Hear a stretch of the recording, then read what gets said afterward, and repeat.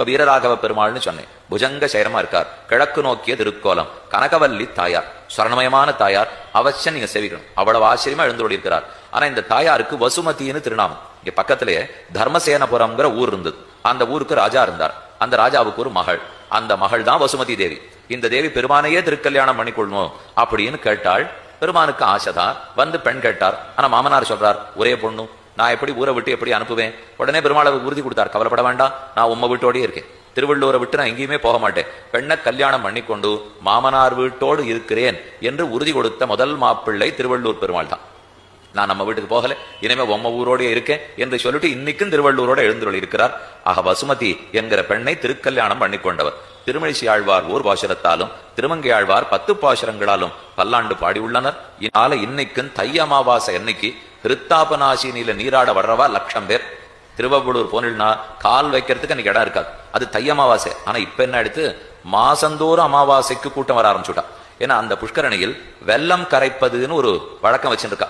நம்ம வெள்ளம் வாங்கிட்டு போனோம், அந்த வெள்ளத்தை மெதுவா அதுல கரைச்சு விட்டா வியாதி அத்தனையும் போக்கி கொடுக்குங்கிறது ஐதிஹ்யம். நாளை ஹிருத்தாபநாசினி புஷ்கரணி அதன் ஏற்றம்.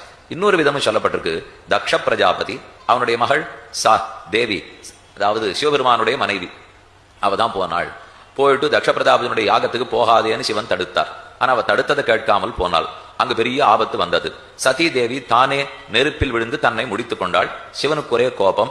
வீரபத்ர சுவாமி அனுப்பி தக்ஷனையை அழிச்சுட்டார். இந்த கதை நீங்க பாகவதத்தில் கேள்விப்பட்டிருப்பீள். சிவபெருமானுக்கு கோபம் வந்தது, தன் மனைவி அழிஞ்சு போயிட்டாளேன்னு வீரபத்ரன் அனுப்பிச்சார். அவரும் கொண்டுட்டார். ஆனா தக்ஷனை கொன்னதுனால தோஷம் வந்துருது அவருக்கு. தோஷத்தை போக்கிக் கொள்வதற்காக இந்த ஊர் குளத்துக்கு தான் வந்தார். ஹிருத்தாபநாசினிலே தீர்த்தமாடி பெருமானை சேவிக்க அவருடைய சாபத்தையும் போக்கி கொடுத்தார்னு சரித்திரம். இந்த அரண்யம் காட்டுக்கு வீக்ஷாரண்யம் என்று திருநாமம். வீக்ஷாரண்ய கஷேத்திரம் புண்ணியாவர்த்தக விமானம். நம்ம ஒரு புண்ணியம் பண்ணால் அதை சுத்தி சுத்தி திரும்ப திரும்ப பண்றாப்பிலேயே வைக்குமா. அந்த ஊர்ல போய் ஒரு தானம் பண்ணா திரும்ப திரும்ப நம்மளை வந்து வந்து தானம் பண்ண வைக்குமா. கோவில்ல பெருமாளை சேவிச்சுட்டு வெளியில வரச்சே என்ன தெரியுமா ஆசீர்வாதம் பண்ணா? புனர்தர்சன பிராப்தி ரஸ்து. இதான் எப்பவும் அர்ச்சகர் சொல்லுவார். மறுபடியும் இதே இடத்துக்கு வந்து சேவிப்பதற்கு உங்களுக்கு பிராப்தி ஏற்படட்டும், பாக்கியம் கிடைக்கட்டும். அப்புறம் இந்த ஊர் புண்ணியாவர்த்தக விமானம். நாம புண்ணியத்தை செய்தால் அதை திரும்ப திரும்ப பண்ண வைக்குமான். மது கைட்டவர்கள் இந்த 2 பேரும் அரக்கர்கள், வேதத்தையே திருடி கொண்டு போனவர்கள். அவர்கள் அழிப்பதற்கு பெருமான் சக்கராயுதத்தை ஏவினார். சக்கரம் மது கைடவர்களை அழித்தது. அந்த அழிச்ச வெற்றியோடு இருக்காரோ இல்லையோ, அதனாலதான் வீரராகவ பெருமாள். ஆசையாடை மூடியோடி காதல் செய்தானவனூர் நாசமாக நம்பவல்ல நம்பினம் பெருமான் வேஜினன்ன தோள் மடவார் வெண்ணையுண்டான் இவனென்று ஏசனின்ற எம்பெருமான் எவ்வள் கிடந்தானே